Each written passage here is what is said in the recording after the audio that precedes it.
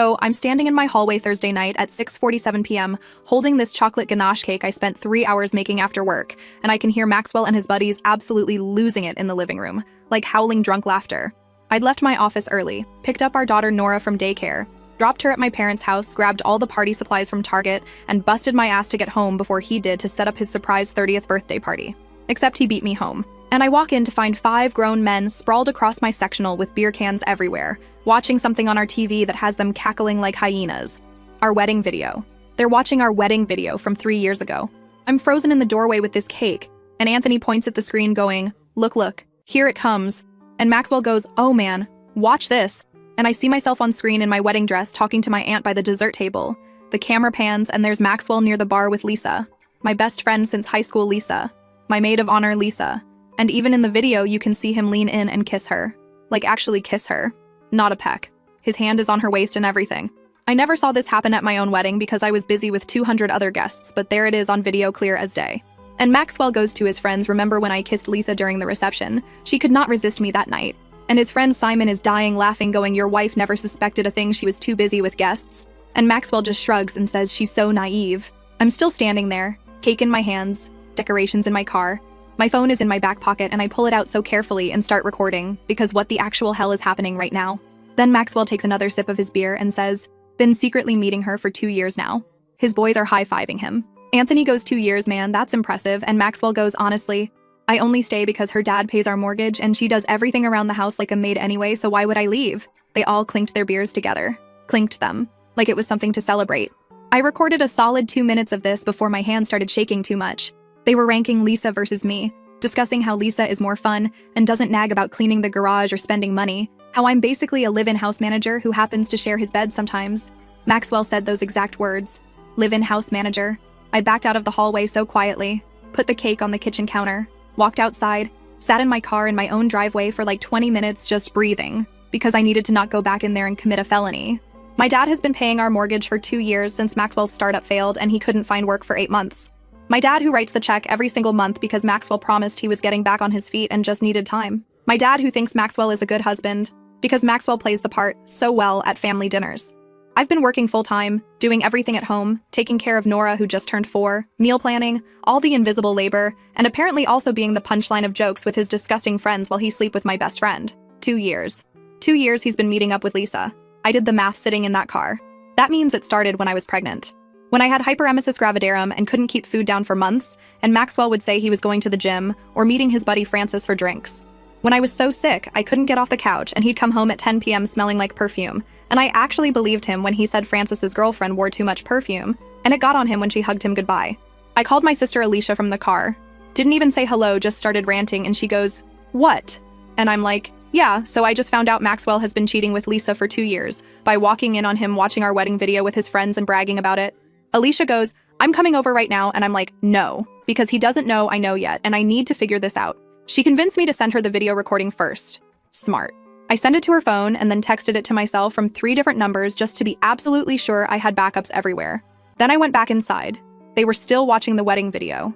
Now they were on the part where Maxwell and I are doing our first dance, and Simon goes, dude, you're literally dancing with your wife while thinking about her best friend, and Maxwell goes, makes it hotter, honestly.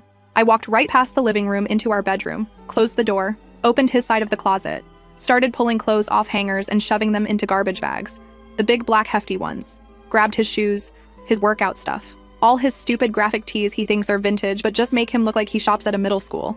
I could still hear them laughing out there. Filled 4 garbage bags before I heard footsteps, and Maxwell opened the bedroom door, going, babe, when did you get home, and saw me standing there with trash bags full of his stuff. He goes, what are you doing? And I just stared at him. He's holding a beer. There's a pizza stain on his shirt. This is the man I married.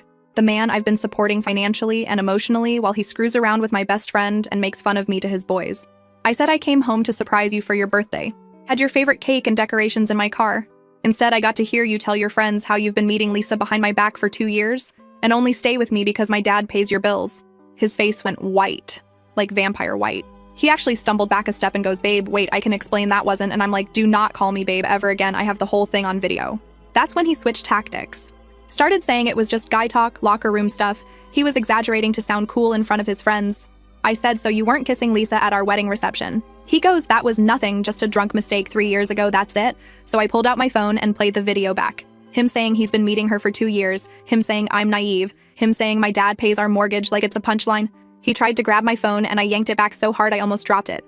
Told him if he touched me or my phone, I would call the cops right now and have him removed. He backed off but started going into this whole speech about how marriage is hard and he made mistakes, but we can work through this. What about Nora? What about our family? He loves me and we can fix this.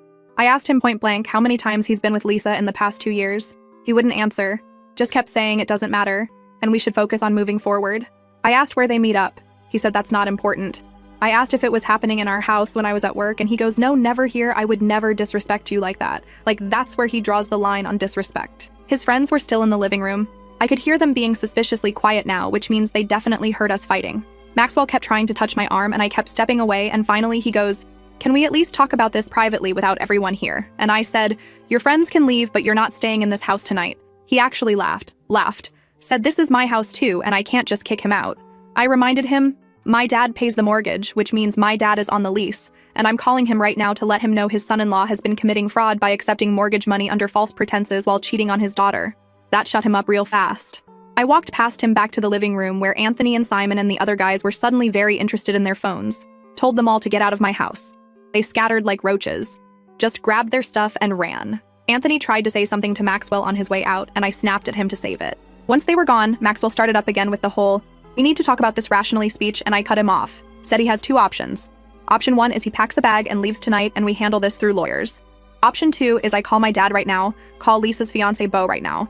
Because yeah, she's engaged to someone else, and I post the video on Facebook tagging every single person we know. His eyes got so big when I mentioned Beau. He goes, you can't do that, and I'm like, watch me. I had my phone out already pulling up Facebook. That's when he switched to begging, full on begging, saying he'll do anything, he'll cut off Lisa completely, he'll go to counseling, he'll prove he can change. He got down on his knees in our living room and grabbed my hands and I ripped them away so hard. Told him I want him out of this house in 1 hour. Pack whatever he needs for the next few days because he's not coming back. He can stay with Anthony or Simon or literally anyone else, but not here. Not around me and definitely not around Nora. He kept trying to negotiate, saying he has nowhere to go, asking if he can at least sleep on the couch, promising he won't bother me. I said an hour and walked back to the bedroom to keep packing his stuff. He followed me, stood in the doorway going, please just let me explain everything, and I whipped around and screamed at him that there is no explanation that makes this okay, that I don't care why he did it or how it started or what his excuse is, that he spent 2 years lying to my face, sleeping next to me at night, playing happy family with our daughter, eating meals I cooked, living in a house my father pays for, all while screwing around with my best friend who I trusted. He tried to say Lisa seduced him, that she came on to him and he was weak. I literally laughed in his face, told him he's a grown man who made choices and he can own those choices like an adult instead of blaming everyone else. Then my phone rang. Maxwell's mom, Juliana. I let it go to voicemail. She called again immediately. I answered and she goes, Maxwell just called me very upset saying you're kicking him out over a misunderstanding and you won't listen to reason. I said there's no misunderstanding, Juliana. Your son has been cheating on me for 2 years with my best friend, and I have video evidence of him bragging about it to his friends. She got quiet. Then she goes, all men have their moments, dear. Don't throw away your marriage over boy talk. I hung up on her. Just ended the call. She texted me 3 times after that and I blocked her number. Maxwell was still standing there and goes, see, even my mom thinks you're overreacting and I lost it. Told him his mother raised a man who thinks cheating is boy talk and lying is acceptable and using his wife's family for money while disrespecting her is totally fine. That his mother is the last person who gets an opinion on our marriage. I gave him the garbage bags I'd already packed and told him to get the rest himself. He took them to his car while I sat on the bed just breathing again because the adrenaline was making me shake. When he came back in for more stuff, I asked him if our entire marriage was a lie. If he ever actually loved me or if I was just convenient. He swore he loves me and this thing with Lisa just happened and spiraled out of control. I asked when was the last time he saw her. He wouldn't answer. I said if it was recent, he better tell me now, and he finally admitted they met up for lunch on Tuesday, 2 days ago. He saw Lisa for lunch while I was at work, and then came home and ate the dinner I made and played with Nora before bed and didn't say a word. I told him I want a divorce. He started crying. Actual tears running down his face saying, please don't do this. Think about Nora, we can fix this. I said Nora deserves a mother who respects herself enough not to stay with a cheating liar and a father who knows actions have consequences. He packed 3 more bags. I followed him around the house to make sure he wasn't taking anything that wasn't his. He tried to grab the iPad and I said, that's Nora's for her games and he can't have it. He argued and I said, take it up with your lawyer. Right before he left, he turned around in the doorway and said, you're making a huge mistake. You'll regret this. We're good together. And I'm like, we were never good together. I was just too busy managing everything to notice you were a lying cheat. He tried one more time to hug me. I stepped back. He finally left. I locked the door behind him. All the locks, the deadbolt and the chain. Then I went around and locked every window.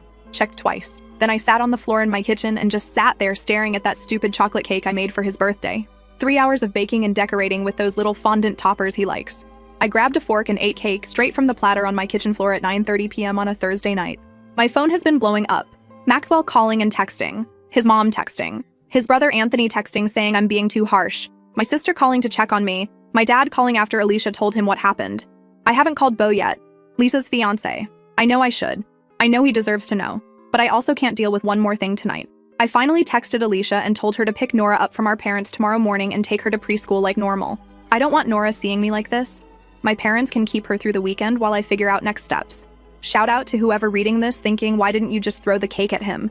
Honestly, same, but that cake was too pretty to waste on his face. I don't know what I'm doing. I don't know if I handled this right. All I know is I'm sitting here at almost midnight on what was supposed to be his birthday party.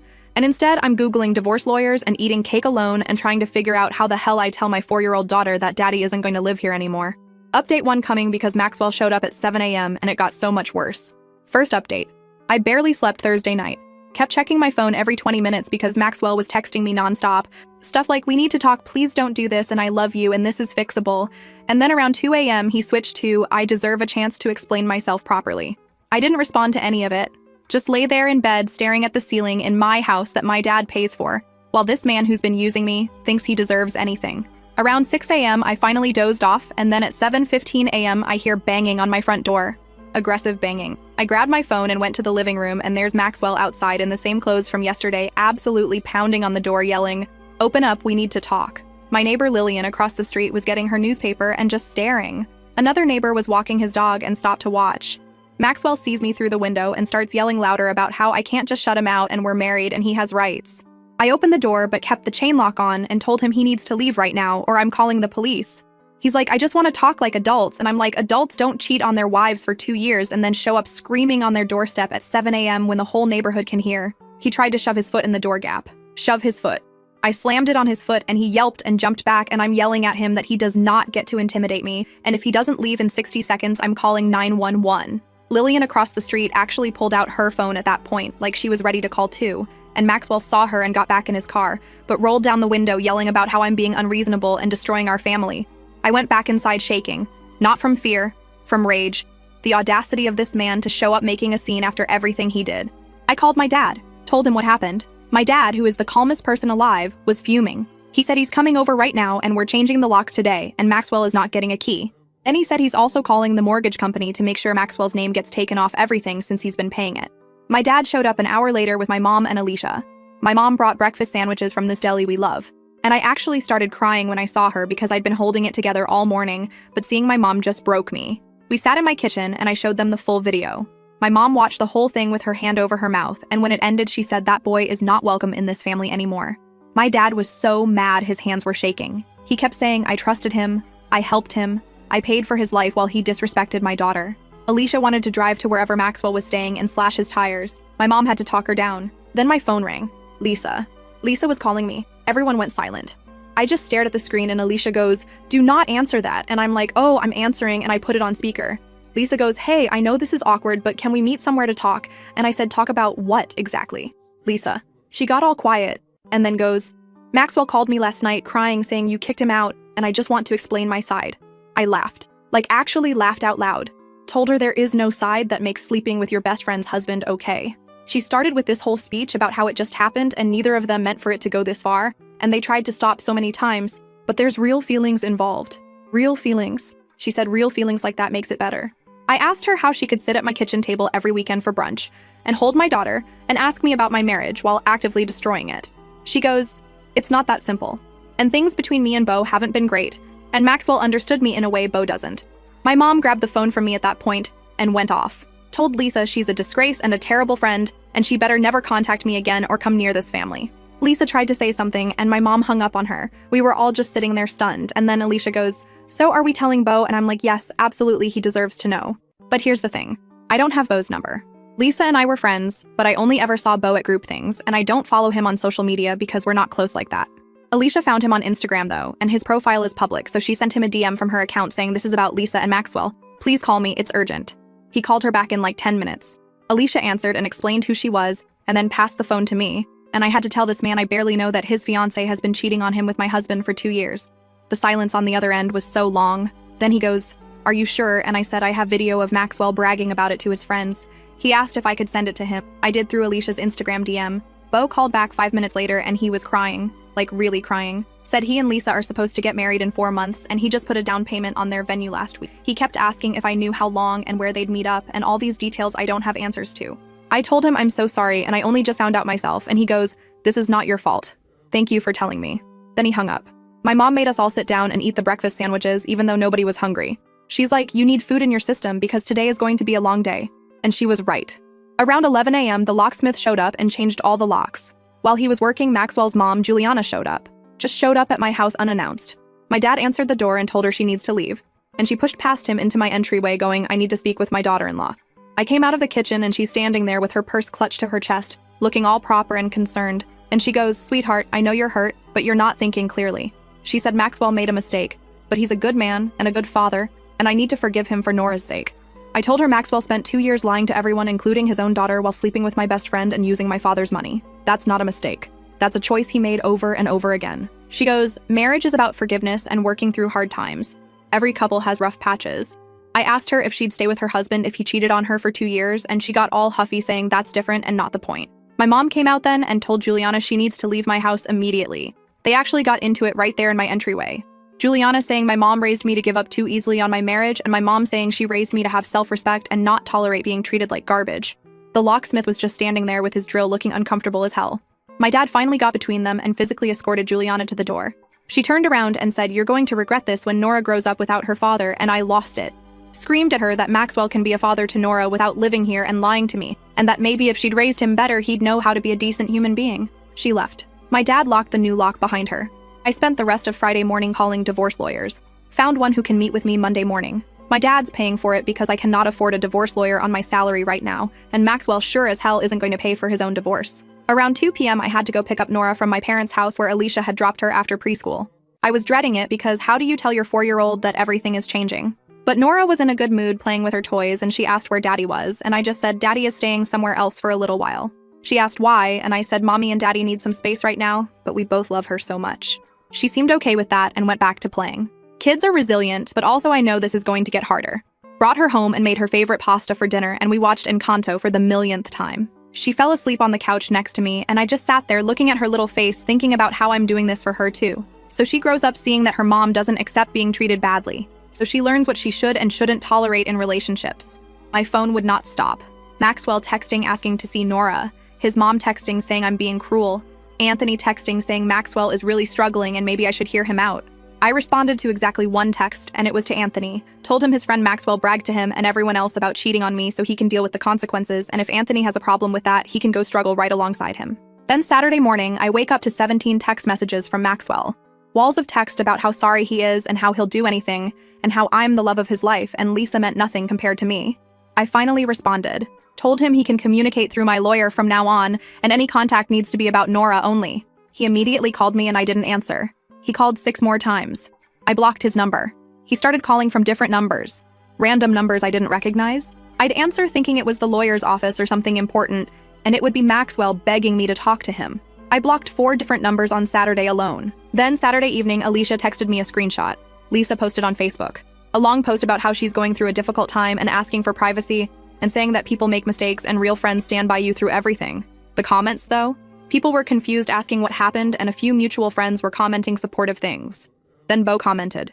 Just one line. He said, "Lisa, you don't get to play victim when you're the one who destroyed our relationship and multiple families." It went off after that. People demanding to know what was going on. Someone commented asking if Lisa cheated, and Bo replied yes with her best friend's husband, while her best friend was pregnant and taking care of their new. I did not ask him to do that. I wasn't even on Facebook at that point because I'd logged out to avoid seeing anything, but Alicia sent me screenshots and apparently everyone we know saw it, and people started commenting on Maxwell's Facebook too, asking if it was true. Maxwell deleted his Facebook entirely by Saturday night. Lisa made hers private. Shout out to the commenter on my original post who said the trash was taking itself out because accurate. My phone started ringing with numbers I didn't know, and when I finally answered one, it was my aunt asking if the Facebook stuff was true. I told her yes, and she said the whole family is horrified and completely supports me. Then my cousin called, then another aunt, then my dad's brother. Everyone calling to check on me and tell me they're team me, which is nice but also exhausting because I had to explain the situation 17 times. Sunday morning, Maxwell showed up at my house again, this time at 9 a.m., rang the doorbell over and over. I looked through the peephole and he's standing there holding flowers, like a bouquet of roses. I did not open the door. He started yelling through the door about how he knows I'm in there and we need to talk face to face. Nora was still asleep, thank God, so she didn't hear this. I texted him from my laptop using iMessage since I'd blocked his number on my phone and told him he needs to leave immediately or I'm calling the cops for harassment. He texted back saying, "Harassment, really, babe? I'm your husband, trying to save our marriage." I called my dad. He drove over and confronted Maxwell in the driveway. I watched from the window as my dad got in Maxwell's face and said, "If he shows up at this house one more time without permission, he'll file for a restraining order himself." Maxwell tried to argue, and my dad said he's not discussing it, and Maxwell better be grateful he's not getting his ass beat for what he did to his daughter. Maxwell left the flowers on my doorstep and drove away. I threw the flowers in the garbage can, didn't even bring them inside. Alicia came over Sunday afternoon and we meal prepped for the week while Nora played in the backyard. Alicia kept asking if I was doing okay, and honestly, I don't know. Like, on one hand, I'm so angry and hurt and betrayed. On the other hand, I have to function and take care of Nora and go to work tomorrow and act normal. She told me I should take some time off work, but I can't afford to. I need my job. I need my paycheck. I need stability for Nora. Sunday night, I finally sat down and made a list of everything I need to handle. Divorce lawyer Monday, figure out custody arrangement, talk to HR about updating my emergency contacts and beneficiaries, cancel the joint credit card, separate bank accounts. Tell Nora's preschool that Maxwell is not allowed to pick her up without my permission. The list is so long and overwhelming, and I just wanted to cry looking at it, but also I'm done crying over Maxwell. Then Sunday night, around 10 p.m. after I got Nora to bed, I got a text from a number I didn't know. It said, "This is Bo, can we talk?" And honestly, I don't even know what there is to talk about, but I said okay, and he asked if he could call me, and I said yes. Update 2 coming, because that phone call with Bo revealed something I definitely was not expecting, and now there's a whole new mess to deal with. Second update, so that phone call with Bo on Sunday night absolutely wrecked me, and I'm still trying to process everything. He called around 10:30 p.m. and started off apologizing for reaching out so late, but he couldn't stop thinking about everything and needed to talk to someone who understands what this feels like. I told him I get it and asked how he was holding up. He said he confronted Lisa on Friday night after I sent him the video. She denied it at first, said Maxwell was lying and exaggerating to impress his friends. But Bo kept pushing, and she finally broke down and admitted they'd been seeing each other, but insisted it wasn't serious, and only happened a few times. I asked him if he believed that, and he goes, no, because then he went through her phone. Lisa had apparently left it on their kitchen counter when she went to take a shower, and he just picked it up and went through everything. Her passcode is his birthday, so it wasn't even hard. He found months of messages between her and Maxwell on Instagram DMs. They have a whole thread going back almost 2 years like I suspected. But here's the thing that made me want to throw up. They weren't just meeting up for hookups. They were talking about being together for real. About leaving us and starting over together. Bo read me some of the messages and I had to put him on speaker because my hands were shaking. Maxwell telling Lisa he thinks about her constantly and wishes he could wake up next to her every morning. Lisa saying she feels more herself with Maxwell than she ever has with Bo. Them discussing how they'd handle custody of Nora and what their life would look like together. They were planning a future. While I was making Maxwell's breakfast and doing his laundry and raising our daughter, and he was texting another woman about leaving me. Bo said there were messages from when I was pregnant with Nora. Lisa telling Maxwell she was jealous watching him play Happy Family. Maxwell saying he wished it was Lisa he was having a baby with instead. My vision literally went blurry when Bo told me that. Then Bo said something that made everything so much worse. He asked me if I knew about the Instagram account Maxwell made under a fake name just to message Lisa without anyone seeing. I had no idea what he was talking about, and Bo sent me screenshots through Instagram DM. Maxwell made a whole fake account with a random guy's photos as the profile picture and a generic name like James Peterson or something. That's how they communicated most of the time, so if anyone saw their phones, it wouldn't look suspicious. Bo only found it because Lisa had it saved in her close friends list or something technical I don't fully understand. I spent an hour on the phone with Bo just going through everything. He told me Lisa had been lying to him for months about where she was going, saying she had work events or girls' nights when really she was meeting Maxwell. They'd go to this hotel about 30 minutes outside town. The same hotel every time. Room 347 apparently because they mentioned it in multiple messages like it was their special place. I wanted to scream. This wasn't just cheating. This was a whole secret relationship with plans and routines and their own little world that existed alongside our real lives. Bo asked me if I knew when it started exactly, and I said Maxwell told me 2 years, but I don't know beyond that. Bo pulled up the earliest Instagram DM he could find, and it was from March 2023, right after Nora turned 2, right when Maxwell's job was failing and he was spiraling about money and I was working overtime to keep us afloat. I asked Bo what he's going to do, and he said he already ended things with Lisa. told her to move out of their apartment. She's been staying with her parents since Friday night and has been blowing up his phone trying to explain herself, but he's done listening. Then he asked me something that caught me off guard. He asked if Maxwell is the type of guy who'd try to manipulate his way back in. And I said, absolutely yes, he's already shown up at my house twice and called from 6 different numbers. Bo goes, yeah, Lisa said Maxwell told her he's not giving up and he knows he can convince me to take him back because I always forgive him eventually. Excuse me. Maxwell told Lisa I always forgive him. Like this is a pattern. Like he's done stuff before and I've let it slide. I asked Bo if Lisa said anything else about that and he said not really, but it was clear from their messages that Maxwell thought I was manageable. That's the word they used. Manageable. As in easy to control and manipulate. We talked for almost 2 hours total. By the end, we were both just exhausted and angry, and Bo said he's glad we connected because at least we're not going through this alone. I told him I'm here if he needs to talk again, and he said same. After we hung up, I couldn't sleep. Just lay in bed staring at the ceiling, thinking about every time Maxwell said he was going somewhere, and I believed him. Every late night at the office. Every gym session that ran long. Every weekend, he said he was helping Anthony move or meeting Simon for a basketball game. How many of those were lies? How many times did he come home and kiss me and play with Nora after spending the afternoon with Lisa in room 347 of some random hotel? Monday morning, I had to get Nora ready for preschool and myself ready for work while functioning on like 3 hours of sleep. Dropped Nora off and went straight to the lawyer's office for my 9 a.m. appointment. The lawyer's name is Franca, and she's apparently one of the best divorce attorneys in the area, according to my dad's research. Her office is in this building downtown, and I sat in the waiting room filling out intake forms, trying not to cry while checking boxes about assets and debts and reasons for divorce. Franca called me back at 9:15, and we sat in her office for over an hour going through everything. I showed her the video of Maxwell and his friends, told her about the Instagram messages Bo found, explained the mortgage situation with my dad paying. She took notes on everything and said this is actually a pretty straightforward case since we have clear evidence of infidelity, and the financial situation favors me. She asked about Nora and what kind of custody arrangement I want, and I told her I want primary physical custody with Maxwell getting supervised visitation until I feel confident he's stable. Franca said that's reasonable given the circumstances and asked if I think Maxwell will fight for custody. I said honestly, I don't know what Maxwell will do at this point because the man I thought I knew doesn't exist. She outlined next steps. File for divorce this week. Serve Maxwell the papers. Start discovery process. Work out temporary custody and support arrangements. She estimated this could take anywhere from 6 months to a year depending on how cooperative Maxwell is. I left her office feeling weird. Like this is really happening. I'm getting divorced. My marriage is over. Nora is going to grow up in a split household. Went to work after that and tried to focus, but my coworker Annabelle kept asking if I was okay, because apparently I looked terrible. I finally told her during lunch that I'm going through a divorce, and she was so shocked because Maxwell and I always seemed happy at company events. That's the thing nobody tells you. You can seem happy from the outside while everything is rotting from the inside. I made it through the workday somehow and picked up Nora from preschool, and we stopped at the grocery store because I needed to get food for the week.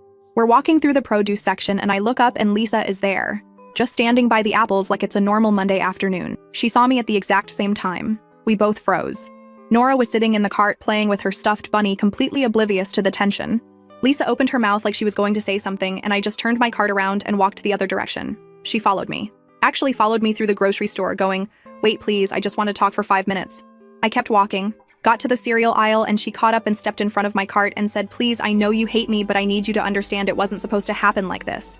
Nora looked up at Lisa and goes, "Hi, Aunt Lisa. Why is mommy mad?" And my heart broke because my daughter still thinks this woman is safe. I told Nora to close her eyes and play with Bunny for a minute, and then looked at Lisa and said, "You need to leave me alone right now." She goes, "I'm sorry, okay, I'm so sorry. But Maxwell and I, we fell in love and neither of us planned it, and it's been torture watching you not know." I asked her if it was torture enough to stop, and she went quiet. I said, "Exactly. It was torture you chose to keep inflicting on everyone. You could have told me. You could have ended your relationship with Bo. You could have done anything besides continue lying for 2 years. She started crying right there in the cereal aisle, saying she knows she messed up and she hates herself and she lost everything. I told her she should hate herself and she didn't lose everything, she threw it away. Then she said something that made me want to slap her. She said Maxwell really does love me and he's devastated right now, and maybe I should consider giving him another chance because everyone makes mistakes. I laughed, asked her if she's seriously standing here defending the man who destroyed both our lives while crying about losing him. She said it's complicated and I wouldn't understand the connection they have. I told her I understand perfectly. 2 selfish people found each other and decided their wants were more important than everyone else's feelings. That's not a connection. That's just mutual selfishness. Some other woman shopping turned the corner into our aisle and immediately backed away when she saw us clearly having it out. Lisa wiped her eyes and said she hopes someday I can forgive her because she misses her best friend. I told her we stopped being best friends the second she kissed my husband at my wedding, and she lost any right to my friendship when she kept lying to my face for years after that. Then I pushed my cart past her and finished shopping while she just stood there crying. Got home, and Nora asked why Aunt Lisa was sad, and I had to explain that sometimes grown-ups have arguments, and Aunt Lisa did something that hurt Mommy's feelings, so we're not going to see her anymore.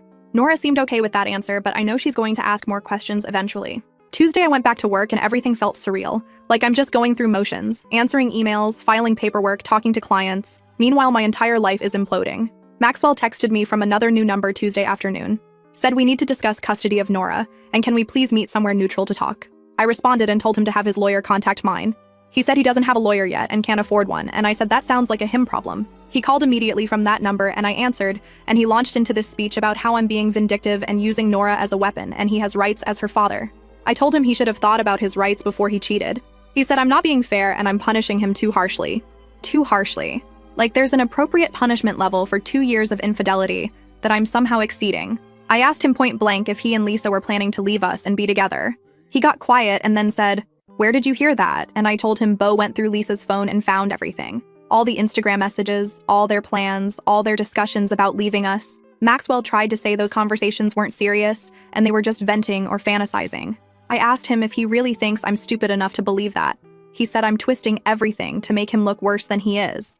I told him he made himself look bad by cheating on his wife for 2 years and planning a whole secret future with her best friend. He said I don't understand how hard things were for him when his business failed, and I wasn't being emotionally supportive enough. So now it's my fault he cheated because I wasn't supportive enough while I was working full-time and raising our daughter and managing an entire household, plus dealing with his depression spiral. I told him that's the weakest excuse I've ever heard and he's gonna have to do a lot better than that when we're in court. He goes, "We don't need to go to court, we can figure this out ourselves," and I said no, we really can't, because I don't trust a single word that comes out of his mouth. He started yelling about how I'm being impossible and I hung up. Blocked that number too. He's now blocked on 5 different phone numbers, and I'm sure he'll find a 6th. Wednesday morning, my dad called and said the mortgage company confirmed Maxwell's name was removed from everything, and my dad is now the sole payer, and if Maxwell tries to claim any ownership, he'll have legal proof he never contributed. That was satisfying, at least. Wednesday night, Nora asked when Daddy is coming home, and I had to sit her down and explain that Daddy is going to live somewhere else from now on, but she'll still get to see him. She asked if it's because of her, and I nearly broke down right there. Told her, "No, baby, it has nothing to do with you. Sometimes grown-up relationships change, but Mommy and Daddy both love you so much." She seemed to accept that, but then asked if Daddy left because I was mean to him, and I wanted to scream because obviously Maxwell said something to her. I told her no, sweetie, Mommy wasn't mean. Daddy made some choices that hurt Mommy, and we're going to live separately now, but it's not your fault at all. She cried a little, and I held her and we watched Bluey until she fell asleep on my lap. Thursday morning, Franca called and said the divorce papers are ready to be filed and served. Asked if I knew where Maxwell was staying, and I said probably with Anthony, but I'm not sure. She said she'd hire a process server to track him down. Thursday afternoon, I got a call from Nora's preschool. The director saying Maxwell showed up trying to check Nora out early, and they wouldn't release her to him because I'd updated the pickup list on Monday to require my written permission. Maxwell apparently caused a scene arguing with them until they threatened to call the police and he left. I called Maxwell immediately on FaceTime using Nora's iPad since he's not blocked there. He answered and I went off.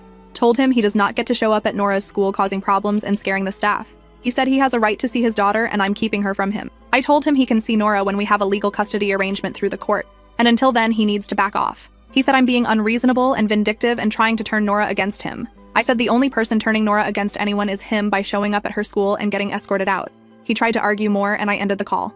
Then Friday happened and everything got so much worse because Maxwell showed up at my work. Update 3 coming, because when he showed up at my office with his mom, it turned into the biggest scene and security had to get involved, and now there's even more drama with his whole family losing it. Last update. Okay, so Friday afternoon, I'm at my desk doing billing for a client case, and my coworker Annabelle comes speed walking over, looking panicked, going, "There's a man in the lobby demanding to see you, and he has an older woman with him, and they won't leave." I knew immediately it was Maxwell. Just knew it in my gut. I told Annabelle to call building security, and I'd handle it, and she goes, "Are you sure?" And I'm like, "Absolutely not, but I'm doing it anyway." Walked out to the lobby, and there's Maxwell standing there in khakis and a button-down, like he's here for a job interview, and Juliana next to him in a full pantsuit looking like she's about to present a legal case. Our receptionist looked so uncomfortable. Maxwell sees me and goes, "Thank God we need to talk right now," and I told him he needs to leave my workplace immediately. Juliana steps forward and says, "Now, dear, we're not leaving until you hear us out because this has gone on long enough and you're being unreasonable." I looked at the receptionist and told her to call security. Maxwell goes, "That's not necessary, we just want 5 minutes," and I said, "You don't get 5 minutes, you don't get anything. You're harassing me at my job." Juliana pulls out her phone and starts showing me something. It's a voice memo. She hits play and it's Maxwell crying, like full sobbing, saying he can't live without me and Nora and he's falling apart and his mom is worried he's going to hurt himself. I stared at her and asked if she seriously just played me a recording of her adult son crying to manipulate me into taking him back. She goes, "It's not manipulation, it's showing you how much pain he's in because of your actions." My actions. I laughed so hard the receptionist jumped. Told Juliana that Maxwell is in pain because of his own actions and choices and consequences, and if he's struggling, maybe he should talk to a therapist instead of showing up at his wife's workplace with his mommy. Maxwell tried to grab my hand and I yanked it back. He goes, "Please, just come outside and talk to me for 10 minutes, that's all I'm asking." I asked him what part of "I have nothing to say to you" does he not understand? He said we have a daughter together and we need to figure this out like adults. I told him we are figuring it out through lawyers and the court system like adults do when they can't trust each other. He goes, "You're really gonna throw away 3 years of marriage without even trying?" And I said, "You threw it away when you stuck your tongue down my best friend's throat at our wedding reception and then kept screwing her for 2 years. Said that loud. The receptionist's eyes got so wide. Annabelle was watching from the hallway with her phone out, probably ready to record if things escalated. Juliana goes, "There's no need for that kind of language," and I told her there's no need for her to be here at all since this is between me and Maxwell. She said as Maxwell's mother, she has every right to defend her son when he's being treated unfairly. Security showed up then. 2 guys in uniforms asking if there's a problem, and I said yes, these people need to leave the building, they're harassing me. Maxwell tried to argue with security saying he's my husband and he's allowed to talk to me, and security said, "Not on private property when she's asking you to leave." Juliana started going off about how this is ridiculous and she's never seen someone act so cold toward their own husband. Maxwell is trying to talk over her to security, explaining that we're going through a rough patch, but we're working it out. I told security, we are not working it out. I have a restraining order pending and these people are violating my space. That was a lie, I don't actually have a restraining order yet, but it got security to take it seriously. They told Maxwell and Juliana they have to leave now, or they'll call the police. Maxwell looked at me with these pathetic puppy dog eyes and said, "I love you, please don't do this." I said if he loved me, he wouldn't have cheated on me for 2 years and humiliated me in front of his friends and used my family's money while planning a future with someone else. Juliana goes, "He made a mistake," and I said a mistake is forgetting to buy milk. A mistake is not a 2-year affair with coordinated Instagram accounts and hotel rooms. Security literally had to escort them out. Maxwell was still trying to talk to me over his shoulder while being walked to the exit. Juliana was threatening to call someone I don't even know who. My boss came out of his office after they left and asked if I was okay and if I needed to take the rest of the day off. I told him I'm fine and I'm sorry for the disruption, and he said it's not my fault. And if those people show up again, I should call the police immediately, not wait for security. Sat back down at my desk shaking. Not from fear, from rage. The absolute audacity of Maxwell to show up at my workplace with his mother like they're staging an intervention. Like I'm the problem that needs to be fixed. Got through the rest of the workday somehow. Picked up Nora from my parents' house where she'd been staying after preschool and drove home. Checked my phone at a red light and had 23 text messages. Maxwell from 2 different new numbers. Juliana, Anthony, Maxwell's aunt who I've met like twice. All of them saying I embarrassed Maxwell today and I'm being cruel and I need to think about Nora and give Maxwell a real chance to explain. I responded to exactly one message, and it was to Anthony. Told him if he or anyone from Maxwell's family contacts me again, I'm filing harassment charges against all of them. Then I blocked everyone. Saturday morning, Franca called. The divorce papers were served Friday afternoon at Anthony's apartment where Maxwell has apparently been staying. Maxwell has 30 days to respond and then we move forward with proceedings. She asked about the workplace incident and I told her everything. She said that's actually helpful for our case, shows a pattern of harassment and disregard for boundaries. I asked Franca about custody, and she said based on everything Maxwell's behavior, the school incident, the workplace harassment, we have a strong case for primary physical custody with supervised visitation. She said we'd push for a parenting coordinator to oversee exchanges so I don't have to deal with Maxwell directly. That made me feel better. The thought of having to see Maxwell every week for custody swaps was making me sick. Saturday afternoon, my dad came over with my mom and Alicia, and we all sat in my backyard while Nora played on her swing set. My dad said he talked to his lawyer about the mortgage situation, and if Maxwell tries to claim any interest in the house, we have documentation proving he never paid a single dollar toward it. My mom asked how I'm really doing, and I told her honestly, I'm angry and hurt, but also relieved. Like I didn't realize how much stress I was carrying trying to manage Maxwell's moods and keep him happy while doing everything else. Now that he's gone, the house feels lighter even with all the chaos. Alicia said she's proud of me for not backing down, that a lot of women would have caved by now with all the pressure and showing up and family involvement. I told her I'm not caving because the second I do, Maxwell will know he can manipulate me forever, and I'm done being manageable. Sunday, Nora asked when she's going to see Daddy again, and I told her soon we're working out a schedule. She asked if Daddy did something bad, and I said Daddy made some choices that hurt Mommy, and we can't live together anymore. But Daddy still loves her very much. She accepted that and went back to playing with her dolls.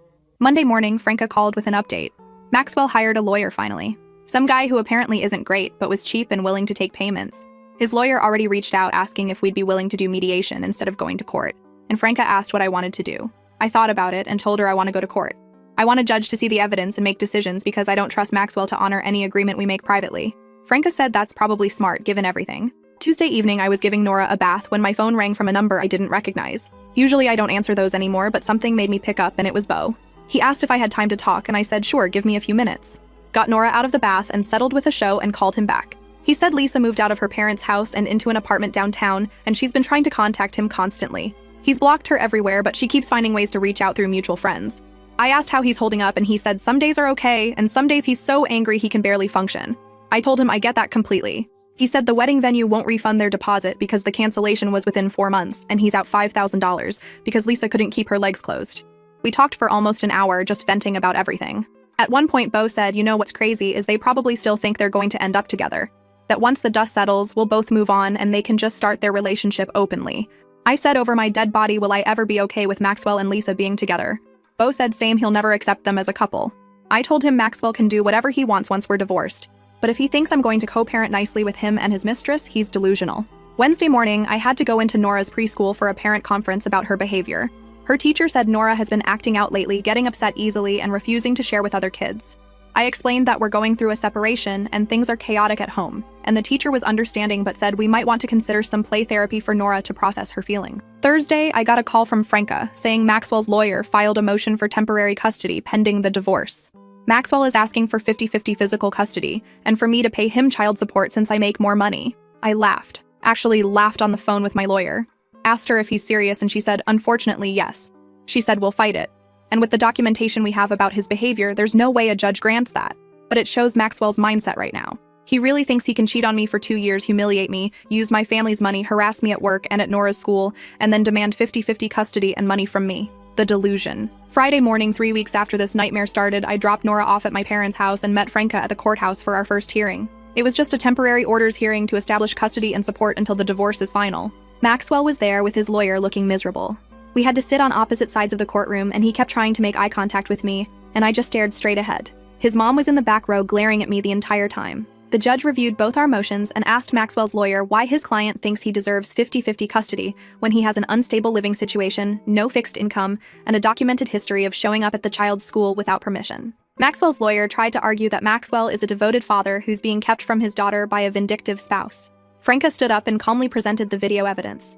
The judge watched it right there in court with the sound on, and I watched Maxwell's face turn red as his own voice echoed through the courtroom talking about how he only stays for the mortgage and free housekeeping. The judge was not happy, asked Maxwell's lawyer if his client would like to explain himself, and Maxwell stood up and tried to say it was taken out of context, and he was drunk and exaggerating. The judge said drunk or not, those are serious statements that call into question his judgment and character. Then Franca presented evidence of Maxwell showing up at my workplace with his mother after being asked repeatedly to stop contact. The school incident. The multiple phone numbers after being blocked. The judge looked more annoyed with every piece of evidence. The judge ruled that I get primary physical custody immediately. Maxwell gets supervised visitation every other Saturday for 4 hours at a family visitation center with a court-appointed supervisor present. He has to complete a co-parenting class before that supervision can be lifted. He has to pay me child support based on his earning potential, not his current unemployment. And he's ordered to stay away from my home and workplace or face contempt charges. Maxwell looked like he'd been slapped. His lawyer tried to argue, and the judge shut him down, saying these are temporary orders, and if Maxwell can demonstrate stability and appropriate behavior, we'll revisit in 3 months. We left the courthouse, and Maxwell tried to approach me in the parking lot. I pulled out my phone and started recording and said loudly, "You are violating the judge's order from 5 minutes ago by approaching me right now." He backed off immediately, called my dad from the car and told him, and he started crying, happy tears. Said he's so proud of me, and he's sorry Maxwell turned out to be such a disappointment, but he's glad I'm protecting myself and Nora. Picked up Nora that afternoon, and we went to the park, just the two of us. Watched her play on the swings and thought about how different our lives are going to be now. It's going to be hard, single parenting while working full-time, dealing with Maxwell's supervised visits, eventually co-parenting if he gets his act together. But we're going to be okay. Better than okay. We're going to be free from his manipulation and lies and using us. I'm done being the woman who does everything and asks for nothing. Done being manageable. Done accepting crumbs and calling it love.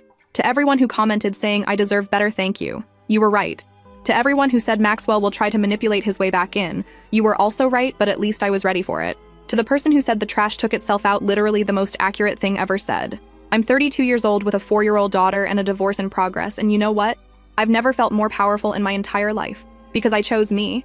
I chose self-respect. I chose to protect my daughter from learning that it's okay to stay with someone who treats you like garbage. And that chocolate cake I made for his birthday?